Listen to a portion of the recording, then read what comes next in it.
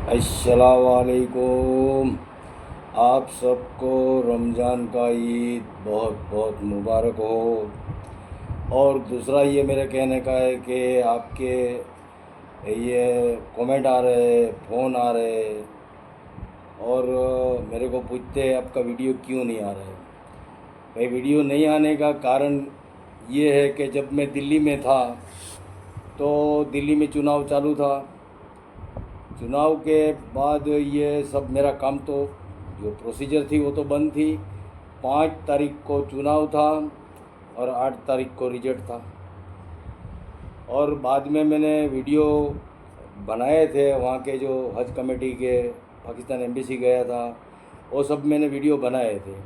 लेकिन मैं तो अनपढ़ आदमी हूँ, मेरे को तो वीडियो ये बना के बस यासीन बापू को व्हाट्सअप कर देता था और यासीन बापू एडिटिंग करके वो अपलोड करते थे।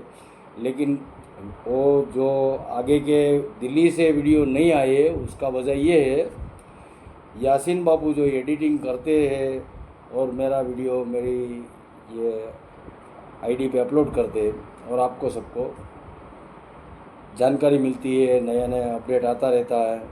लेकिन वो मैं नहीं कर सका, मैं तो अनपढ़ आदमी हूँ, मैं तो नहीं कर सकता हूँ ये सब। तो यासीन बापू जो है वो उनकी बहन की लड़की की शादी में थे और इसके बाद आए तो कोई दवाखाने का काम आ गया था, कोई बच्चे को दवाखाने लेके जाने का था हॉस्पिटल, तो उसके काम में वो लग गए थे। और दूसरा भी उनका आटा चक्की का बिजनेस है और ये मेरा, तो ये अकेला आदमी सब कुछ तो नहीं संभाल सकेगा।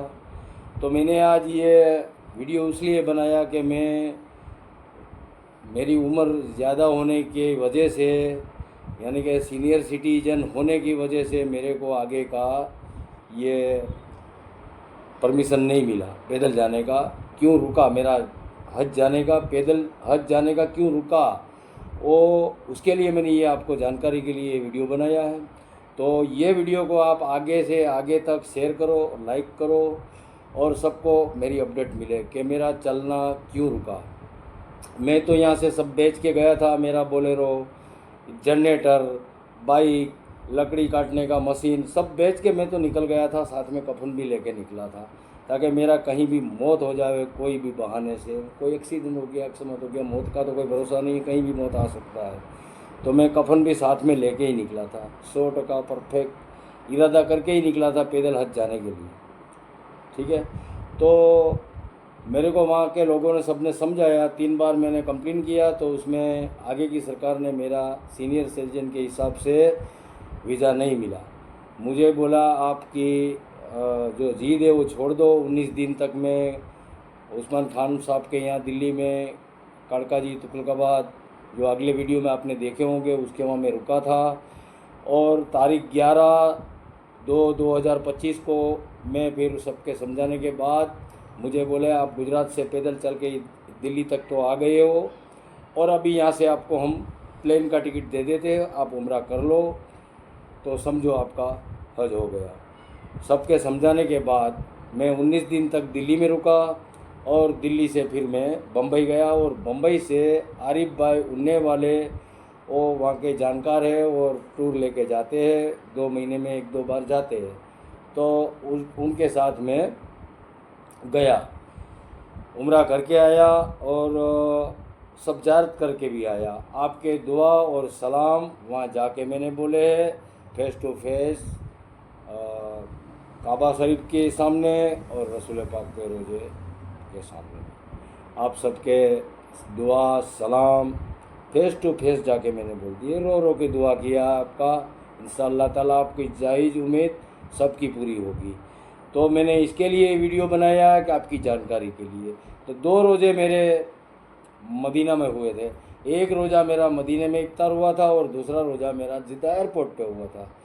तो तारीख 16/2/2025 को मैं उम्रा करने के लिए गया था, बाई प्लेन जाना पड़ा मेरे को और वहाँ से फिर मैं आया तीसरे महीने की 3 तारीख को बम्बई, 4:55 पर मैं बम्बई एयरपोर्ट पे आ गया था।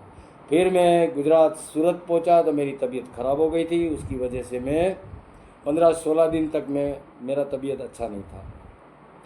तो मैंने आज आपकी जानकारी के लिए ये वीडियो बनाया है। अगले वीडियो में जो उम्रा करने गया था वहाँ के जितने भी वीडियो बनाए, जितनी ज़ियारतें करने के गया, वो वीडियो भी मैंने सब के सब बनाए हुए हैं। और ये वीडियो के बाद वो वीडियो भी मैं सब अपलोड करूँगा, तो आपको सब जानकारी मिलती रहेगी। मैंने कोई यूट्यूब चैनल बंद नहीं कर दिया, मेरी मजबूरी के हिसाब से मेरे को बाई प्लेन उम्रा करना पड़ा। उन्होंने बोला आपको खाली नहीं जाना है, यहाँ से आपको हम वीज़ा दे देते हैं उम्रा करने के लिए, आप उम्रा करके चले आओ। गुजरात से दिल्ली तक तो आप पैदल आ गए हो, आपका चलना भी अच्छा है, आपके डॉक्यूमेंट कंप्लीट है, आप खर्चे में भी पीछे नहीं हटोगे, क्योंकि आपके साथीदार बहुत है। मेरे को हमारे गांव के शिवा भाई सोलंकी ने भी बोला था जो भी देश में जाओगे जितना पैसा चाहिए हम खर्च करेंगे। मोढेरा वाले मोहिन भाई ने भी बोला था, और अमरेली वाले निजाम बापू ने भी बोला था जितना खर्चा होगा इतना खर्चा हम दे देंगे। लेकिन वो कोई दिक्कत नहीं आया। दिक्कत आया मेरे को तो सीनियर सिटीजन का आया, तो उसमें हम कुछ नहीं कर सके, क्योंकि सरकार के सामने तो कुछ नहीं चलेगा। उसके लिए मेरे को बाई प्लेन उम्रा करने जाना पड़ा। फिर वापस मैं इंडिया आ गया हूँ। अस्सलाम वालेकुम। तो गुजरात से लेके दिल्ली तक मैं पैदल चल के गया, तो हिंदू मुस्लिम सब भाइयों ने मेरा बहुत इज्जत किया, मेरा इस्तकबाल किया, मेरा खिदमत किया। तो आप सब हिंदू मुस्लिम सब भाइयों का मैं बहुत बहुत शुक्रगुजारिश हूँ। और मैं आप सबके लिए दुआ करता हूँ, दुआ किया भी है उधर जाके भी। कहीं हिंदू भाई ने भी मेरे को बोला था कि पहले मेरा सलाम बोल देना, वहाँ जाके पहले मेरा सलाम बोल देना। बहुत से हिंदू भाइयों ने भी मेरे को बोला था, और मेरा खिदमत भी बहुत किया। आपने सब वीडियो देखे होंगे, सबके सब लोगों ने मेरा बहुत इज्जत किया, मेरे को अच्छे से अच्छा रखा। रास्ते में मेरे को कोई रास्ते में गुजरात से लेके दिल्ली तक कोई दिक्कत नहीं हुआ। बहुत मज़ा आता था। जो मेरे को पैदल चलने में मज़ा आया वो मेरे को बाई प्लेन में मज़ा नहीं आया। मैं तो प्लेन में बीमार हो गया। मेरे को चलने में जो मज़ा आया वो मज़ा मेरे को प्लेन में नहीं आया। मेरे को पैदल चलना ही बहुत, मेरा पहले से ही शौक़ है। मैं गरीब नवाज ये पहली बार नहीं गया, पहली बार ये पहले भी मैं पैदल चल के गुजरात से गया था। मैं 1 महीना 1 दिन के बाद पहुंचा था, और इस बार मैं 1 महीने में भी पहले पहुंच गया था, लेकिन थोड़ा रुकना पड़ा था उसकी वजह से, नहीं तो मैं 1 महीने से पहले पहुंच जाता था। तो दूसरी बार मैं ये पैदल चल के तो अजमेर तक पहुंच गया। और दिल्ली पहली बार गया था, तो मैं उधर भी एक भाई दोस्त बहुत हो गए थे, ये दुकान वाले सब थे, और ये खान साहब उनके साथ जो वकील साहब थे दिल्ली हाई कोर्ट के, उन्होंने भी मेरे को बहुत साथ सहकार दिया, उन्होंने भी मेरे लिए मेहनत किया। लेकिन क्या करे, ये सीनियर सिटीजन के हिसाब से मेरे को वीज़ा नहीं मिला। नहीं तो मेरे तो बहुत दिल चाहता था, 2026 का बोला था, लेकिन 2025 में इंशाल्लाह हज करने के लिए पहुंच जाता। ऐसा इरादा हो गया था। मैं बहुत अच्छा चलता था, बहुत अच्छा चलता था। 1 महीना 12 दिन में दिल्ली पहुंच गया। मैं यहाँ से 1 महीना दिल्ली अजमेर पहुंचने में हो गया, और अजमेर से मेरे को 12 दिन में मैं दिल्ली पहुंच गया था।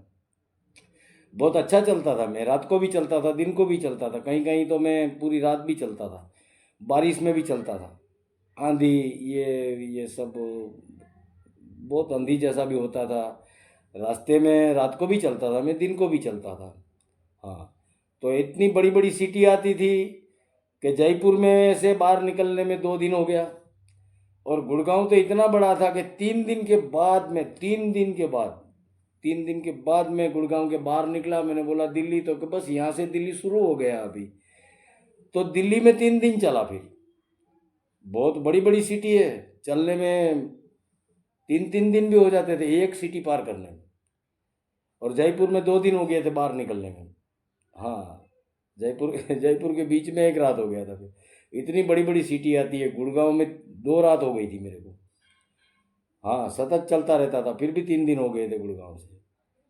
तो फिर दिल्ली पहुंच गया। तो दिल्ली भी मैं फ़ोन करने का ज़रूरत नहीं पड़ा। वो हमारे जो उस्मान खान साहब है, उनका भाई जितिन खान साहब, वो मेरे को देख गए, चलो चलो क्या कर रहे हो। इधर चलो, मैं तो इधर आया था कुछ नाश्ता पानी करने के लिए, तो मैं आपको देख गया, तो फिर उनके साथ में उनके ऑफिस पे चला गया। फिर मेरे को उधर जगह दिया और अच्छी तरह से संभाला था। उधर भी मेरे को ये उनके एक भाई थे, सिराज भाई करके, वो मेरे मेरे साथ लगा रखे थे। बोले एक आदमी आपको दे दिया है, वो तो कंपनी के मालिक है, कहीं ना कहीं उनको तो जाना रहता था, महीने में 1-2 दिन घर में रहते थे वो तो। लेकिन सिराज भाई को मेरे ऊपर ही रख दिया था उन्होंने, मेरा सब कुछ खाना, मेरी बिस्तर भी मेरे को नहीं उठाने दिया उन्होंने। मेरा बिस्तर भी वो लगा देते थे, बिस्तर भी वो उठा लेते थे, और मेरा नहाने का पानी भी वो गर्म कर देते थे। मेरे कपड़े भी ये सिराज भाई मशीन में डाल के कपड़े भी मेरे धुलाई भी कर देते थे कपड़ों की, और मेरे को कपड़े प्रेस करके भी देते थे। इतना मेरे को उधर संभाला, कोई दिक्कत नहीं हुआ। दिल्ली में भी मेरे को बस आना जाना पड़ता था, 35 किलोमीटर कहीं जाना पड़ता था, कहीं 15-16 किलोमीटर जाना पड़ता था, तो वो जाने आने के लिए मेरे को 1000-1200 रुपये का खर्चा लगता था। तो आने जाने में कुछ 9 से 10 धक्के मैंने खाए थे चुनाव से पहले। फिर बोलते थे, बोले चुनाव के बाद आपका जो होगा, कुछ काम होगा तो चुनाव के बाद होगा। तो चुनाव भी हो गया, प्रचार चल रहा था बहुत पूरे दिल्ली में, और 5 तारीख को चुनाव था, 8 तारीख को रिजल्ट था। किया फिर भी मैं 11 तारीख तक मैंने मेहनत किया उधर, लेकिन बाद में सबने मेरे को समझाया। मैं हज कमेटी में भी गया था 2 बार, निजामुद्दीन औलिया 4 बार गया था। उधर भी वकील साहब है कि उनसे भी मैंने सलाह सूचन लिया। फिर हमारे ये खान साहब थे, उनसे भी सलाह सूचन लिया। पाकिस्तान एम्बेसी के बाहर 2 एजेंट थे, उनसे भी बात किया। बोले कितना भी बजट आपका होगा, लेकिन इसमें कम पड़ेगा, क्योंकि आपका सीनियर सिटीजन है। तो आगे की सरकार परमिशन नहीं देती, जवाबदारी नहीं ले रही, तो आपका डिसीजन आपका बदल डालो, और जिद छोड़ दो। प्लेन का वीज़ा मिल जाएगा आपको, उम्रा करके आ जाओ, इतना चल के आ गए हो, और उम्रा करके आ जाओ, आपका हज हो गया, समझ लो। फिर मैंने बोला, उधर से डिसीजन मैंने मेरा बदल डाला और बम्बई गया। बम्बई से फिर प्लेन में, जिद्दा का प्लेन था, सऊदीया का 780 पैसेंजर का प्लेन था, और तारीख 16/2/2025 को 11:30 बजे, मैं 7:30 बजे एयरपोर्ट में हाजिर हो गया था, और 11:30 बजे वो प्लेन रवाना हो गया था जिद्दा के लिए। ठीक है, तो मैं बाई प्लेन जाके उम्रा करके आ गया हूँ। और जितने भी वीडियो वहाँ जहाँ भी गया, जितनी इजारत किया, सब वीडियो मैंने बनाया है, लेकिन अपलोड नहीं किया। ये वीडियो के बाद सब वीडियो मैं अपलोड करूँगा इंशाअल्लाह।